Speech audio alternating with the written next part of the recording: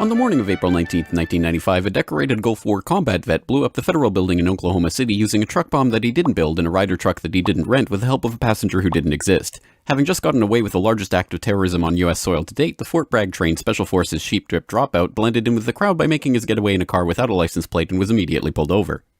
The ATF was the supposed target of the attack, but luckily all of their agents were out of the office that morning. Later that day, the president boldly declared, "We will find the people who did this. And when we do, justice will be swift, certain, and severe." Except for John Doe number 2. John Doe number 2. John Doe number 2. Who, according to the FBI, never existed. In McVeigh's unprecedented 3.5-week trial, the prosecution didn't show the CCTV footage of him and John Doe number 2 parking the Ryder truck. Didn't explain why 24 separate witnesses mass hallucinated the existence of John Doe number 2. Didn't explain why the government was testing truck bombs and the army was storing Ryder trucks at Camp Gruber right before the bombing, and didn't talk to the FBI informants who blew the whistle on the plot. But they did collaborate with the CIA, and they did convict McVeigh as the lone wolf bomber and Terry Nichols as his bomb-constructing accomplice. Still, a bunch of crazy conspiracy theorists, including 300 bombing victims, insist on talking about facts and evidence and refuse to simply believe what they've been told a million times by people in tailored suits with well-coiffed hair.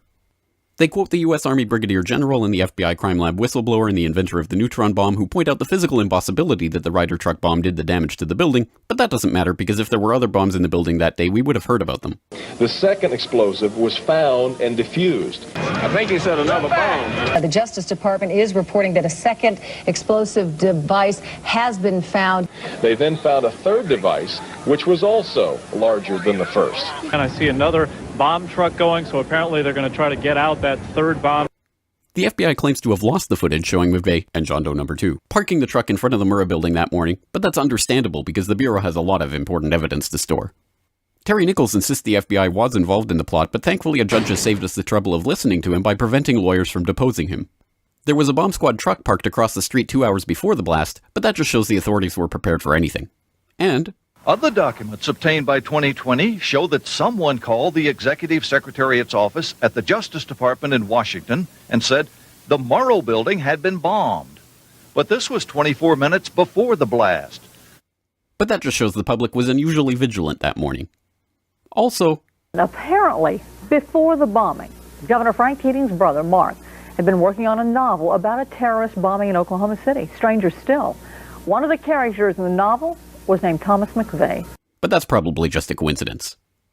McVeigh wrote a letter to his sister where he admitted to being a secret Special Forces operative, and he complained to friends of the pain in his ass from an Army-implanted microchip, but that's crazy because if he didn't actually leave the Army in 1991, there would be proof of that. This man never existed, and if you say otherwise, you're a crazy government-hating nutjob who deserves to be locked in a cage for the rest of your life. Likewise, him, her, them, her, and him. And him and him.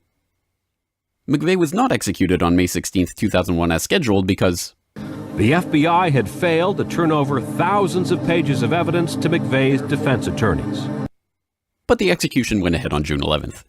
In a highly unusual and secret agreement, no autopsy was performed. One witness said he was still breathing, and the prison officials admitted his hearse was a decoy. Then, the case was officially closed. This is the story of OKC as told to you by the same truth-tellers behind perhaps a profoundly lonely man who craved attention but found consolation in doing good. And the helicopter we were traveling in was forced down after being hit by an RPG. And we're with the rebels. And he said, "Oh, you're with the rebels?" And they started beating him. "Oh, you're with the rebels? Don't you support Bashar?" And if you question any part of this story, you are a paranoid wingnut birther, truther, tenther, prepper conspiracy loon who should feel guilty for having been born. If you love baseball, fluffy kittens, hot dogs, Barbie, Star Wars, and freedom, you will never ever bring up any of these points ever again. Ever. This message has been brought to you by the friends of the FBI, ATF, DOJ, CIA, SPLC, MSM, and the US Army. And remember, ignorance is strength.